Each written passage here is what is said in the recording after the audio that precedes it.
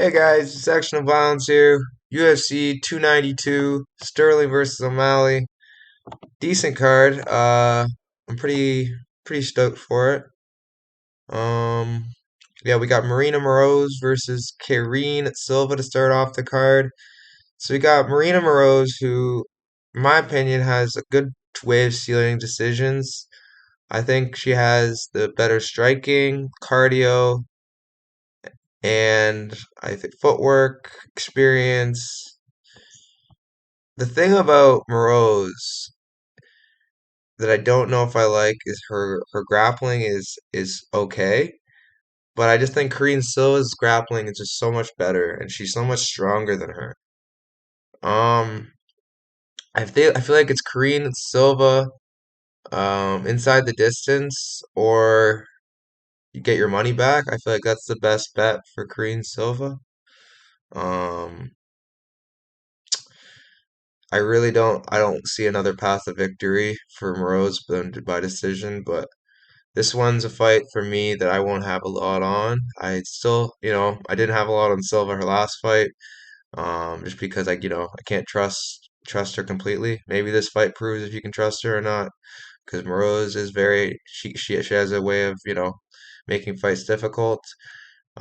She has a decent output, but the problem with Moroz is like she goes like like she'll make like all these noises and like and like Kia and like whatever noise she can think of, and like they're not like you know she knows what they're doing. They're just meant for the judges to hear them, to make them seem like she's landing shots when she's not.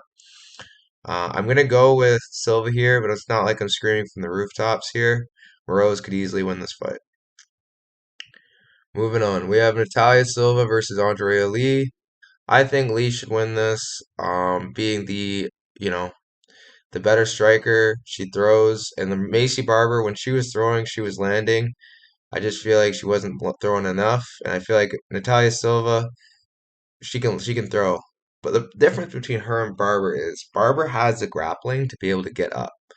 Natalia Silva is a bit of a she has good hips just off the initial takedown, but and Andrea Lee has a way of taking you down with her like using her height and her body locks to get you down, and just these awkward takedowns that most people aren't ready for. Her experience, she's faced the who's who of the division. I just think Natalia Silva might come into this with too much confidence. I'm gonna ride with Natalia Silva still, but I'm not confident. I'm slightly more confident Karine Silva, but this is one of those ones where either one of them could easily lose. It's funny that they're both facing similar styles, girls with high output, um, who tend to, steal decisions against talented fighters. Um, I do think Lee has the ability to also get a submission over Natalia Silva. I believe she has much better grappling, but I'm going to ride with Silva here. I just think she's going to be able to, touch her a few times, and Andrea Lee's going to quit. But yeah, moving on. We have Andre Petroski taking on Gerald Mearshart. I'm riding with Gerald Mearshart here. I know it's a risky pick because, it's Mearshart, but Mearshart is, in my opinion, a wily veteran. His underrated striking, especially in his prime. How old is he now? Is he still in his prime? He's just leaving his prime. Like when he was fighting, yeah, Eric Spicy, that body kick still gives me nightmares. I feel like he has the ability to be really dangerous on the feet. I feel like he has a good shot of winning this fight. Petroski, it's a close fight. It could go either way, but Petroski, his best way to win is just stay on top and outwork Mearshart, um, and keeping that confidence of being a superior grappler. This is MMA, so I don't know how that will work. I do think Mearshart is training at a good gym in Killcliff, but man, this is a hard fight to call because I really want to lean Petroski by decision or TKO, but I don't know. I think Mearshart has it here. I like Mearshart here. He doesn't like he's a really good he's a really experienced black belt. He's wily. In the grappling match, he had Joe Pyfer working the whole time. I don't. I'm gonna go with Mearshart here. I just have a gut feeling with Mearshart, and we'll see if I'm right here. I'm gonna go by Mearshart by TKO or submission. Moving on, we have Cody Gibson versus Brad Katona. Cody Gibson, he is another wily veteran. He's very, very active. He's not great, but he's active. This is his another shot in the UFC. He's beat some decent guys. I'm gonna go with Brad Katona here, just because I just think he's the more polished of the two. Um, he has his only losses are to Moroz Lashley. Hunter Azurlos isn't a great loss looking back, but I do think he's made the necessary, like fighting in Brave. Great promotion to go fight in. I think he's gonna win this fight using his wrestling, staying on top.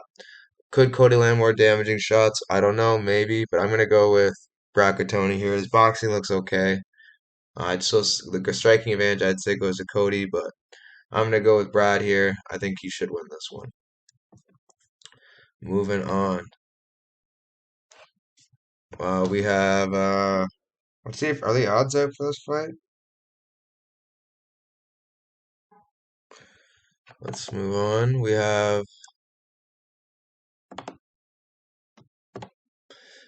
Kurt Holobaugh versus Austin Hubbard.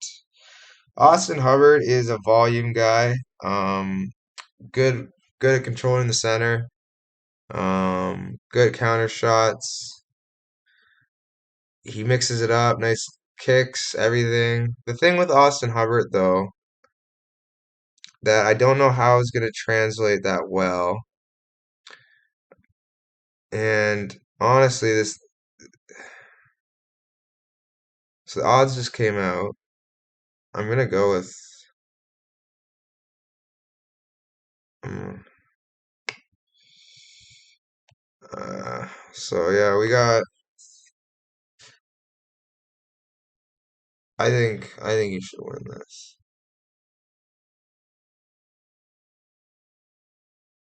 Yeah, screw it. Um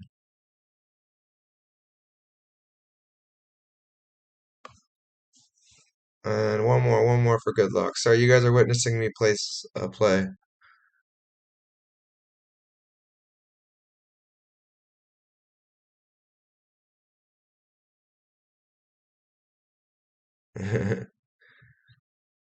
Alrighty.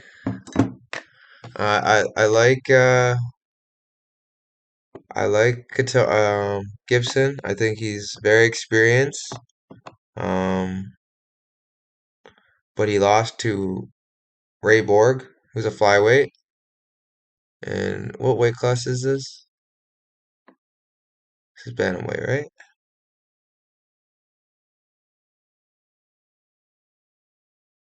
He's 35. I don't know, man. Because this is a hard one. He's very experienced as well. He beat John Dodson.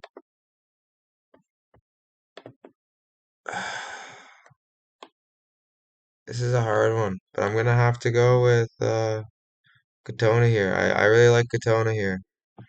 Um, yeah. He has a few losses in his career that I can't. I feel like the competition has just been better. This is at 135. Any Gibson by KO. He's a nice arbitrage, I feel like, but I'm gonna go Katona here. I like Katona. Gibson Gibson by split decision or KO is his best way of winning. Moving on. Sorry, I had to talk about that fight more. Moving on, we got Austin Holobaugh versus Hubbard. I talked a little bit about Hubbard, but man, I think Holobaugh's man, he's a dog. He's a little bit past his prime, but I do think, man, he lets those hands go. He has a good shot at putting anybody out or hurting anybody. So It really depends on who gets their striking off better, but I'm gonna have to go with Austin Hubbard having a little bit of an advantage on the feet. But this is a close one for sure. I definitely I'm not too confident with this one. It's more of a you know fun fight for me. These guys, these both of these fighters, I'm more confident in Katona, but you know, I think Hubbard and Holobaugh has the potential to be a war. So, but I'm gonna go with Hubbard here, just being having more tools to win. Um, I do like Holobaugh's grappling, but oh man, this is a hard fight to call. I'm gonna go Hubbard though. Moving on, we have Gregory Robocop Rodrigues versus Dennis Tiuliulin. Tiuliulin, man, he's okay. He'll stop the initial shot, but he can't usually handle chain wrestling, and he trains at a decent gym too, so it's like he should have these good looks, but I just don't like Tiuliulin. He's violent, but like, and he if he lands that left hook that RoboCop has been able to see that well, then he could put him away. But I'm gonna go with RoboCop here. I feel like he's gonna put Tiuliulin away. I feel like his striking. Tulun's going to be too willing to engage in the feet with Rodrigues, and maybe Rodrigues' chin's finally time's up, but I'm going to go with Rodrigues here inside the distance by KO. I don't see Tallulah making it to a decision with Rodrigues. Maybe he does, but I'm going to go with Robocop here. He hits too freaking hard. And I just don't like Tallulah's like head movement, and yeah, I just think this can be a really ugly fight. Tallulah's cardio isn't great. Rodrigues, he doesn't have a notoriously amazing cardio, but it's better than Tallulah's. So I'm gonna go with Rodrigues here. Plus, he has substantially better grappling. But I'm gonna go with Rodrigues by KO here because he normally doesn't even get submissions. He just TKOs them. Moving on, we have Chris Weidman taking on Brad Tavares. A fight that I honestly I'm trying not to overthink, but it seems like I kind of have to. Chris Weidman's 39 years old or something, but he's a veteran of the sport, 15-6, beat the who's who of the UFC. The thing with him though is his striking's never been amazing. Like it was okay at one point, but I just you know like getting KO'd by Jacare Souza is pretty much like your career calling it done in my opinion. But he's still stuck around. Um, the leg break everyone's going to talk about, but I think it's been done before the leg break. The leg break. He's fighting Brad Tavares. It's not a great comeback fight. I'm going to go with Brad Tavares here, having the. I just think he's a more sound mind. Weidman has all these beliefs, and I just don't think they're practical. And yeah, I'm gonna go with Brad Tavares here. I just think he's gonna have to takedown defense going to be good, and I think he's going to be able to hurt him on the feet and get him out of there. I'm going to go with Brad Tavares inside the distance by TKO. Moving on, we have Chito Vera versus Pedro Munhoz.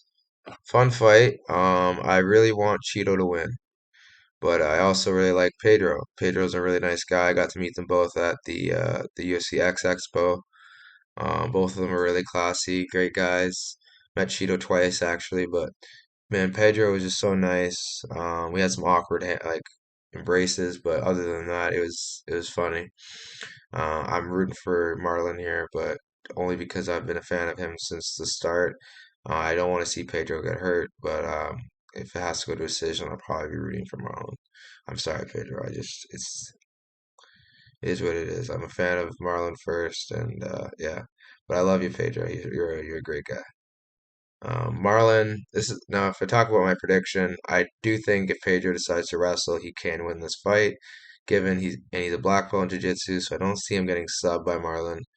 Um, there's a, but I don't think that's gonna happen. I think Marlon's done pretty well with dealing with wrestlers, other than the last fight. But I feel like he said it himself. He was just flat that night, and that maybe it'll look different in the next one. But I'm gonna take his word for it. I think he's gonna come out guns blazing here, and I think he's gonna get Pedro out of there inside the distance. If O'Malley was finding that much success, I do think Marlon can touch him as well. He's very unorthodox and he knows how to, hit these weird ankle shots that I think can really screw up Pedro. His knees, his elbows, everything's very, very dangerous with Vera. Snatches up his chokes very well. I don't know if he will go with the jiu-jitsu route, being how good of a grappler Pedro is. His wrestling isn't amazing, but you know, it's pretty good. I think it's gonna. I think his grappling's better than Marlon's, but maybe I'm wrong. Maybe Marlon's jiu-jitsu is better.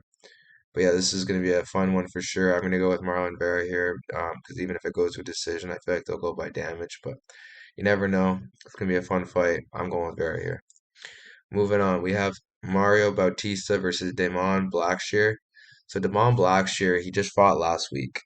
The guy's an absolute beast. He pulled off a twister win against a guy on short notice, made it look easy. The guy's a beast. He's tough. I feel like he's gonna cause Mario Bautista a lot of problems if he's not ready. I feel like Mario Bautista, um, man, he's one dangerous man. I really like rate Mario Bautista right now. He's found his flow. He's found his rhythm. I'm gonna go with Mario Batista here, but I don't think it's gonna be a washout. I think it's gonna be a technical chess match. That Mario Batista will just be a little bit ahead, just because of maybe the cardio. But yeah, I'm gonna go with Mario Batista here by decision. But this is gonna be a fun fight, and he could even get a TKO finish. I don't know. This is gonna be a fun one for sure. I'm really excited for this one. Moving on, we have Neil Magny. Man,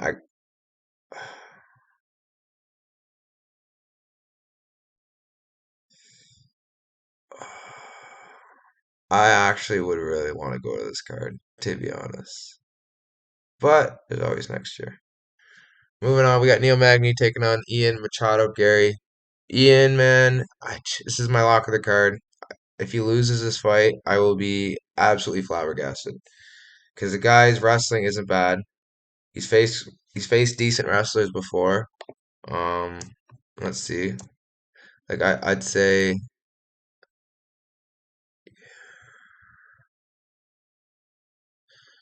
Fig Lax like to grapple. Jack Grant likes to grapple. Gabe Green can somewhat grapple. Darian Weeks can somewhat grapple. This is definitely maybe his most dangerous opponent as far as the grappling goes. I just think he's trains with better. He's so talented. Man, I love Garry here. I feel like this is an easy setup spot for him inside the distance. Garry by I got Garry by KO. Sub obviously a chase, but this is gonna be a fun one. Either Magny ruins the hype and I'm really upset, or like I was with George Hardwick, or Magny loses like everyone knows he should, and yeah, I mean most people, everyone with a brain knows Garry should win this, but Magny's a wily dog, and he knows how to deal with guys like Garry who are just dangerous. Showed in his last fight with Philip Rowe. Given Philip Rowe, in my opinion, is nowhere near as talented as Ian Garry. Um, he got a win over D-Rob by Darce choke, so if that means anything. He got a split robbery over Max Griffin. He beat Jeff Neal. He has some of these good wins, but man, I just don't rate him, man. He lost like yeah, like man. I'm gonna go with like Michael Chiesa. Like, come on, anyone Michael Chiesa beats past the like his prime, like I'm definitely gonna be taking Ian Garry. But man, this could be interesting. Garry could ruin a lot of people's parlays and mine included. But that's why I'm not gonna try to parlay him. I have enough on him already. Let's go, Garry. Moving on, we have Amanda Lemos taking on Weili Zhang. Weili Zhang, in my opinion, should run through Amanda Lemos, other than obviously a puncher's chance or I don't know, striker's chance. She's very, very athletic. Lemos is very dangerous on the feet. Has these weird submissions as well, but I do think Weili Zhang's a better grappler. I feel like Zhang should win this fight. It's women's MMA, so never be too certain. But I feel like Zhang's a really like different level athlete. Really, really good. High level, high level, high level. But you never know. Lemos is apparently really feared on the in the division for a good reason. So this is gonna be a fun one. I'm going with Zhang by submission in round 2 or 3, but I honestly this could go either way in some situations, especially on the feet. But yeah, Weili Zhang here. And yeah, I'm pretty confident.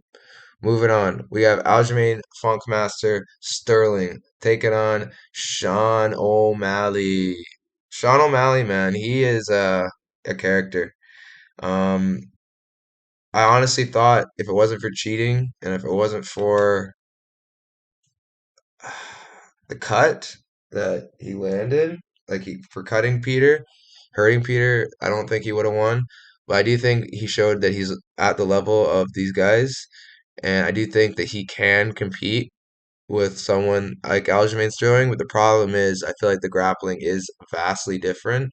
Maybe we're wrong. Maybe Sean shocks the world, but I do think Sterling grappling will be too much here. So I'm going to lean Sterling here, but it's not confident enough to me to not take Sean at dog money. So if you're a betting man, I'd ride with Sean. If you're just going by predictions, I'm gonna go with Sterling here. But yeah, this is a fun card. Um, I just think I like O'Malley. I think he has a good chance of KOing Sterling. It's just you can't rely on someone just to KO somebody when that's their only chance of winning. And he could win a decision too, but Sterling seems to be decision king. So, but yeah, moving on. Let's get to the most confident picks. We got number one, Ian Garry. Number two, um, this is more difficult. See who do I have in here?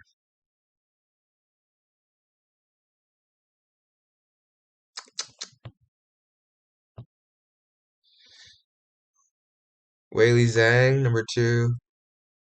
Number three, Natalie Silva. Um,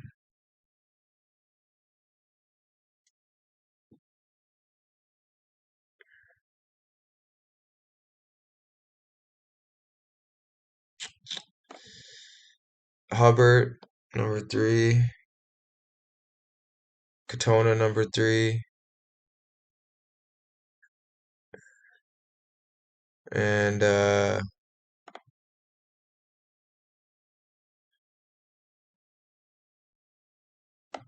Petroski, or Rodrigues, number four. And Bautista, number five. All right, guys. Like, subscribe. You know the drill. I don't know if I'll do a post like a timestamp this week, but you know, honestly, I don't think I'll need it. But comment below if you guys want it. All right, guys. See ya.